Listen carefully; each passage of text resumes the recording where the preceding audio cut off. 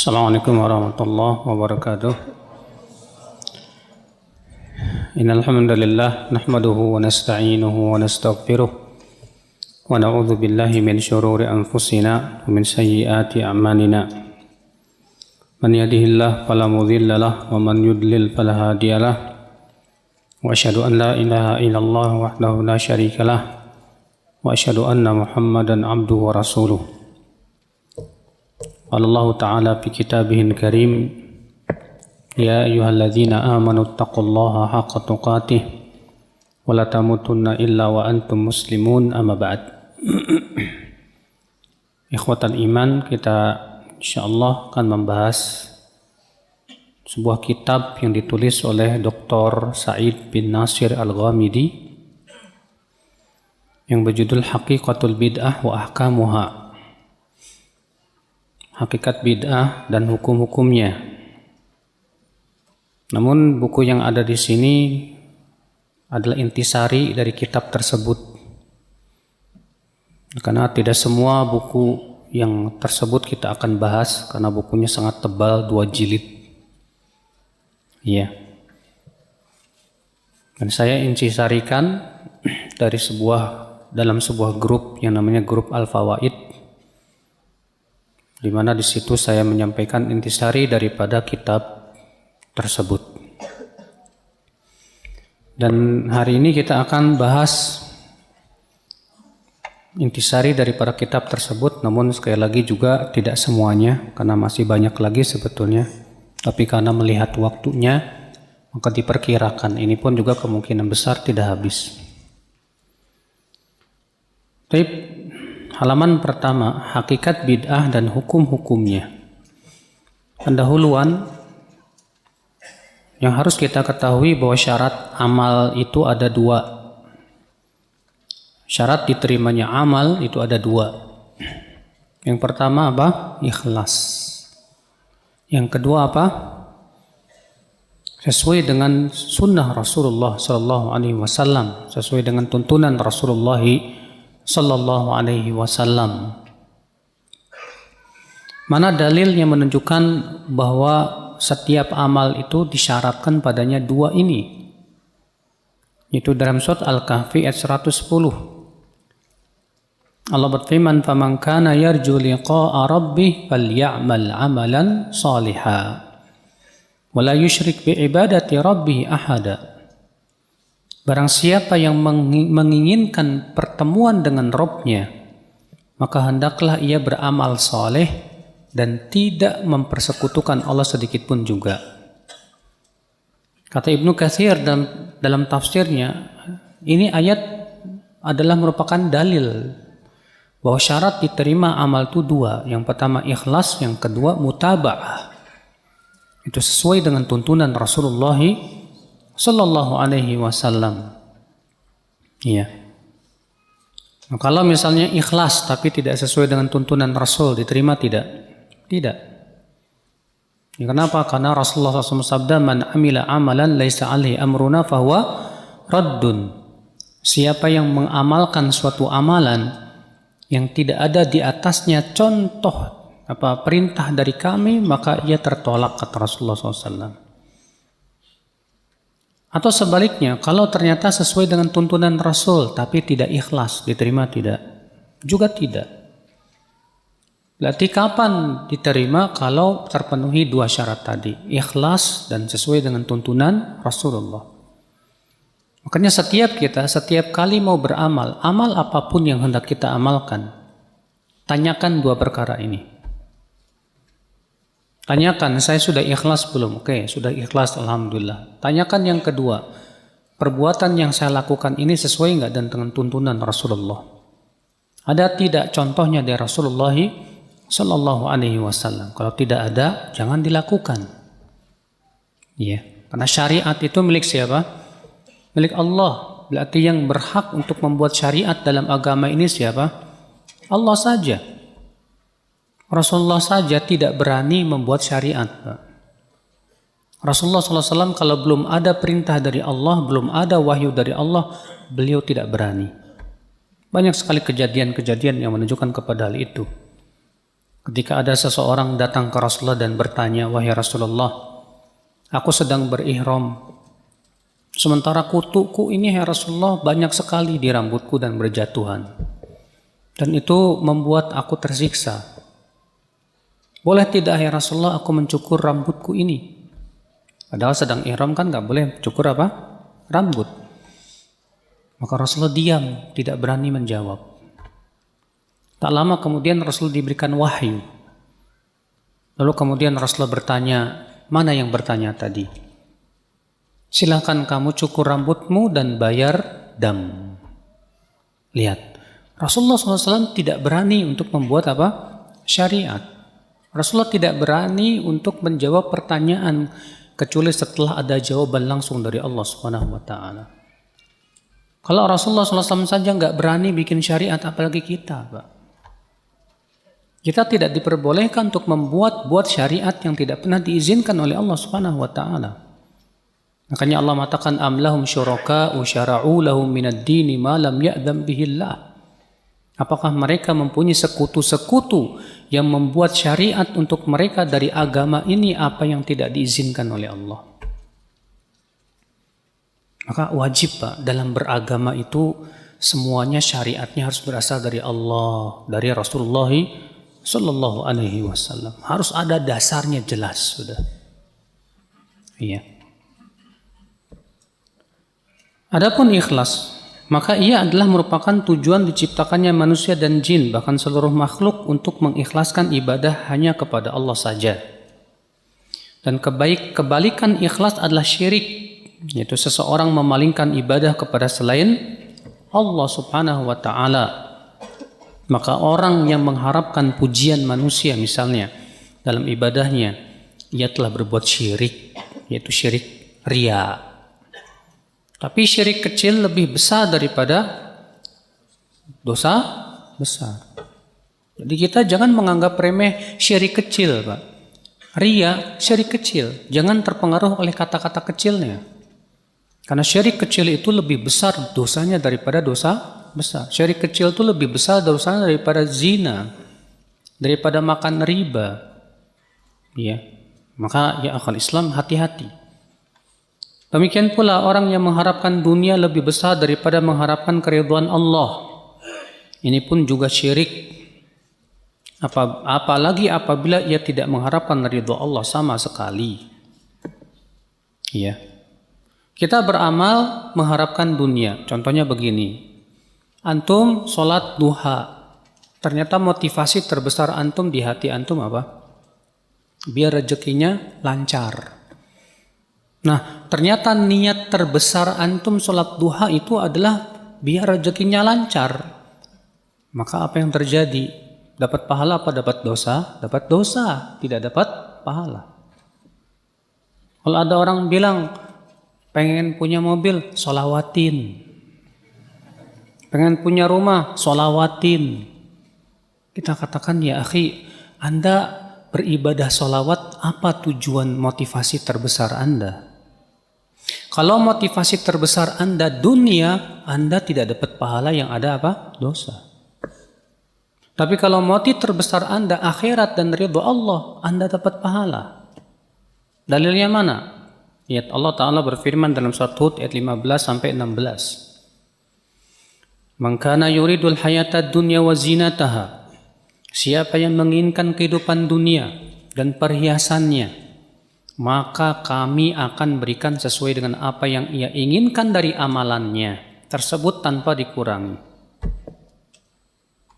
Dalam ayat ke-16 apa? Ulaika alladzina laisa lahum fil akhirati illa an-nar wa habita ma sana'u fiha wa batilu ma kanu ya'malun. Mereka itu di akhirat tidak mendapatkan apa-apa kecuali api neraka. Bayangkan. Dan batal apa yang mereka usahakan dan sia-sia apa yang mereka amalkan. Makanya kalau ternyata niat kita yang terbesar dunia, Pak, dari amalan soleh kita, yang kita dapatkan dosa, bukan pahala. Karena ingat saudaraku, amal soleh itu sangat mulia, sedangkan dunia itu sangat hina di mata Allah. Ya, antum semua sudah pernah mendengarnya bahwa dunia itu seperti apa? Bangkai anak kambing. Bahkan dalam satu ayat yang lain Rasulullah memberikan perumpamaan dunia itu seperti kotoran yang keluar dari perut kita. Bayangkan kalau antum mengharapkan menukar emas dengan kotoran, mau nggak Pak? Pasti kita tidak mau. Demikian pula amalan soleh itu tempatnya di surga, tapi ternyata yang kita harapkan dunia yang hina, maka sangat tidak pantas.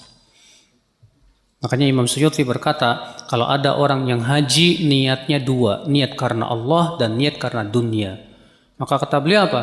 Dilihat mana yang paling besar niatnya tersebut. Kalau niat karena Allahnya itu yang paling besar, dapat pahala. Kalau niat karena dunianya itu yang paling besar, maka dapat dosa. Kalau ternyata niat karena Allah dan karena dunianya seimbang, maka tidak dapat dosa, tidak dapat pahala, alias nol. Ya, bayangkan. Maka ini hati-hati ya, jangan sampai ternyata amalan soleh, motivasi terbesar kita dan niat kita terbesar kita dari beramal soleh yaitu mengharapkan dunia. Mungkin ada yang bertanya, berarti kita tidak boleh minta berdoa kepada Allah dunia. Kita katakan ya akhi, doa beda dengan niat. Niat itu antum mau sholat ada niat. Saat antum sholat niat antum karena Allah atau karena dunia. Adapun berdoa antum mengenegahkan dua tangan antum dan berdoa, ya Allah beri saya dunia, ya Allah berikan saya harta. Jangan disamakan. Adapun niat, kewajiban kita niatkan karena Allah saja. Kita harus yakin Pak, ya, bahwa janji Allah itu pasti benar. Ya, siapapun yang niatnya karena Allah, pasti Allah berikan dua, pahala dan diberikan dunia, insya Allah. Kita lanjutkan. Berarti ayat ini menunjukkan bahwa orang yang hanya menginginkan kehidupan dunia dari amalannya, bukan hanya ditolak amalnya, tapi juga dosa di sisi Allah Subhanahu wa Ta'ala. Contoh orang yang beribadah haji dengan dua niat, ikhlas karena Allah Ta'ala dan karena untuk tujuan dunia, maka dilihat mana yang lebih dominan. Apabila dominannya adalah karena Allah, ia dapat pahala. Apabila dominannya karena dunia, ia dapat dosa. Dan apabila sama-sama kuatnya, maka saling berguguran dan tidak mendapat pahala, tidak pula mendapat dosa. Ya. Nah, ini namanya ikhlas. Ini syarat yang pertama. Sekarang syarat yang kedua. Syarat yang kedua apa tadi? Sesuai dengan tuntunan Rasulullah SAW. Adapun sesuai dengan contoh Rasul itu harus pada 6 perkara. Artinya sesuai dengan tuntunan Rasulullah dalam 6 perkara. Yang pertama, sesuai dengan tata caranya. Yang kedua, sesuai dengan apa? Tempatnya. Yang ketiga, sesuai dengan apa? Waktunya. Yang keempat, sesuai dengan apa? Jumlahnya. Yang kelima, sesuai dengan apa? Sebabnya. Yang keenam, sesuai dengan apa? Jenisnya. Tata caranya. Setiap ibadah yang sudah ditentukan tata caranya tidak boleh dirubah-rubah. Contoh misalnya Rasulullah menjelaskan kepada kita cara sholat. Cara sholat itu dimulai dari takbiratul ihram, diakhiri dengan salam. Maka siapa yang kemudian sholatnya dibalikin salam dulu baru kemudian mundur gitu, diterima tidak Pak? Tidak diterima. Dan ibadah yang tidak ditentukan tata caranya dalam syariat, jangan mengkhususkan cara tertentu. Contoh misalnya zikir la ilaha illallah tidak ada tata caranya. Allah hanya menyuruh wadhkur rabbaka fi nafsika tadarruan wa khifatan wa dunal jahri minal qaul. Berzikirlah kepada Rabbmu dalam dirimu dengan penuh tadarru dan rasa takut dengan suara yang tidak dikeraskan. Nah, Allah tidak menyebutkan caranya bagaimana. Kemudian antum bikin cara sendiri dengan cara putar-putar kepala. La ilaha illallah. La ilaha illallah. Ya. Kita katakan mana dalilnya? Ya. Kita katakan tidak ada satupun Rasulullah mencontohkan itu. Rasulullah tidak pernah menyebutkan tata caranya, maka suatu ibadah yang tidak pernah ditentukan caranya, jangan kita khususkan cara tertentu. Ya. Yang kedua, tempatnya. Ibadah yang sudah ditentukan tempatnya tidak boleh dirubah-rubah. Tidak boleh diubah-ubah. Yang namanya haji tempatnya di mana, Pak? Hah? Di Mekah, Mina, Arafah, Musdalifah. Yang namanya tawaf tempatnya di mana, Pak? Di Ka'bah. Nah, kalau misalnya antum tawafnya di mana, misalnya di Cirebon, benar nggak? Ya nggak diterima lah.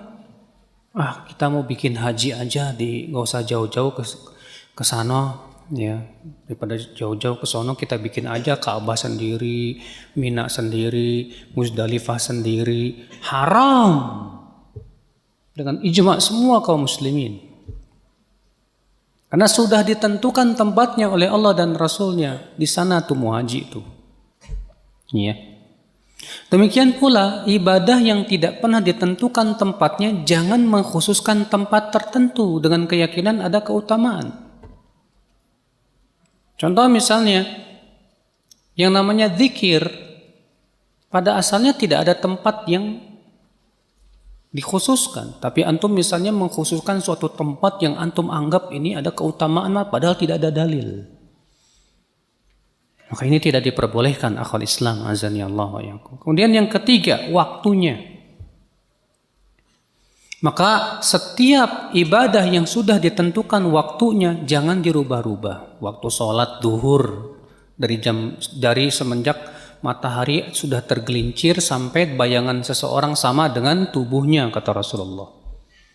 Waktu sholat asar dari semenjak bayangan seseorang sama dengan tubuhnya sampai matahari terbenam, kata Rasulullah. Nah, ini waktunya sudah ditentukan. Waktu haji sudah ditentukan. Waktu puasa Ramadan sudah ditentukan. Maka yang sudah ditentukan waktunya jangan dirubah-rubah, jangan diubah-ubah. Demikian pula ibadah yang tidak ditentukan waktunya jangan dikhususkan waktu tersendiri tanpa dalil. Saya Ustadz mau zikir khusus di hari kelahiran saya.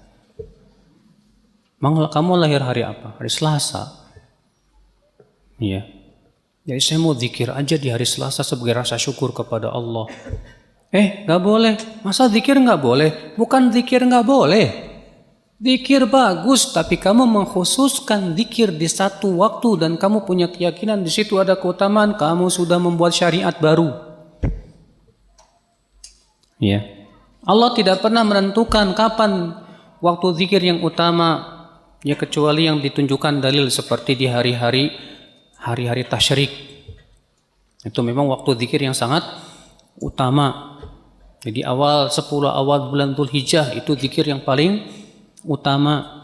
Tapi zikir yang sifatnya mutlak tidak boleh dikhususkan di hari kelahiran misalnya. Maka saudara-saudaraku sekalian, yang keempat, jumlah. Maka setiap ibadah yang sudah ditentukan jumlahnya tidak boleh diubah-ubah. Rasulullah mensyariatkan nih, habis sholat, zikir subhanallah 33 kali, alhamdulillah 33 kali, Allahu Akbar 33 kali, la ilaha illallah wahdahu la syarikalah, lahul mulku wa lahul hamdu wa huwa ala kulli syai'in qadir, berapa? Sekali. Lalu ada orang berkata, terlalu sedikit itu.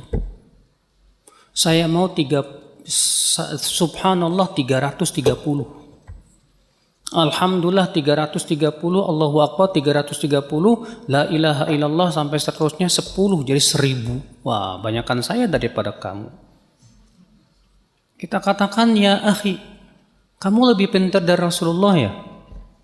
Rasulullah yang menentukan untuk kita 100, kamu mau tambah. Seakan-akan ya kamu mengatakan, Rasulullah tuh nggak tahu kebaikan. Saya lebih tahu dari dia. La ilaha illallah. Maka ya akhi, sesuatu yang sudah ditentukan oleh Rasulullah jangan dirubah-ubah, jangan. Demikian pula tidak boleh zikir yang tidak ada ketentuannya jumlahnya.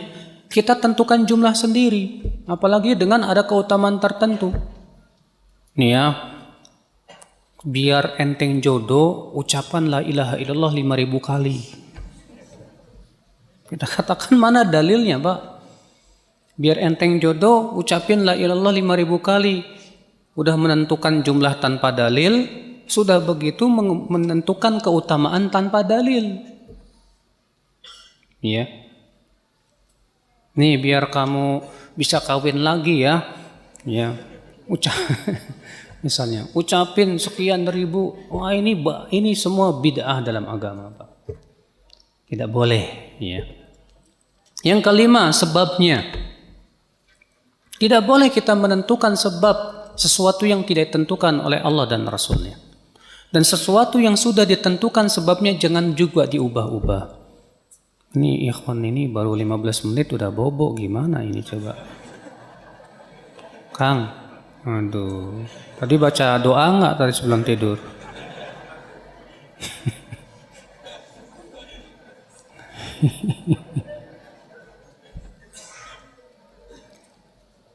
Jadi ibadah yang sudah ditentukan sebabnya jangan diubah. Contoh misalnya setelah bersin dianjurkan baca apa? Alhamdulillah. Boleh enggak setelah bersin kita ucapkan subhanallah? Nggak boleh. Iya. Atau setelah bersin kita ucapkan la ilaha illallah, boleh? Nggak boleh. Setelah bersin haji, alhamdulillah. Dijawab sama temannya apa? Yarhamukallah. Dijawab lagi apa? Yahdikumullah wa yuslih balakum. Nah, ini nggak boleh diubah-ubah sama yang lain, Pak.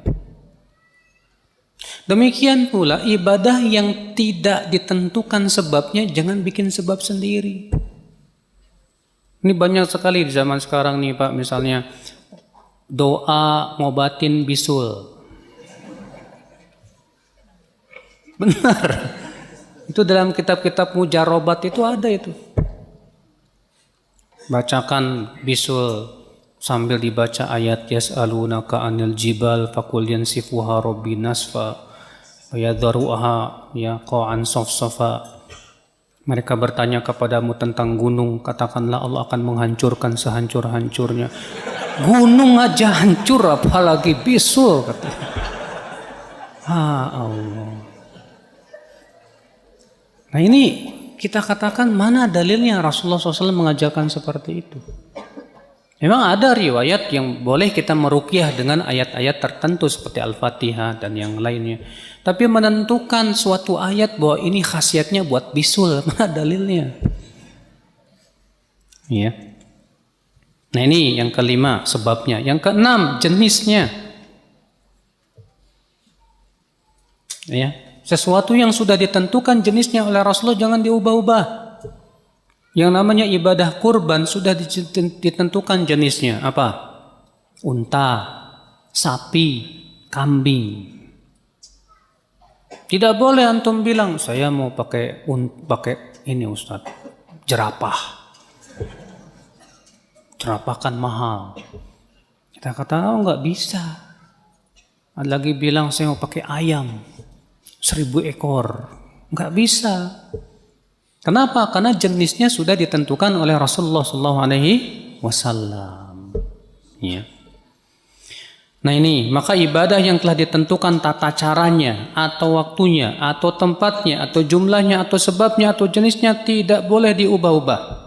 Adapun ibadah yang belum ditentukan tata caranya, waktunya, tempatnya, jumlahnya, sebabnya, jenisnya, maka tidak boleh kita menentukan sendiri dengan keyakinan adanya keutamaan di situ kecuali dengan dalil. Kecuali dengan apa? Dalil.